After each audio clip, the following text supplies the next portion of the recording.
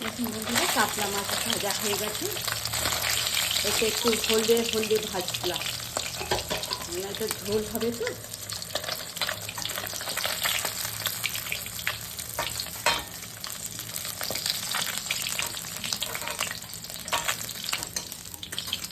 দেখুন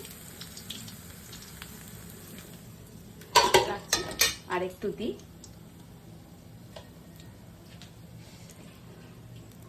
এক নাগারে রান্না করতে করতে বন্ধুরা মনে হয় যেন একদিন ব্রেক নিই, একটু ভালো লাগবে। তারপরে ভাবি অসুবিধা তো হবে ঘরের ফ্যামিলিদের। ঠিক আছে, চলো সবাই মিলে একসঙ্গে এনজয় করেই খাবো।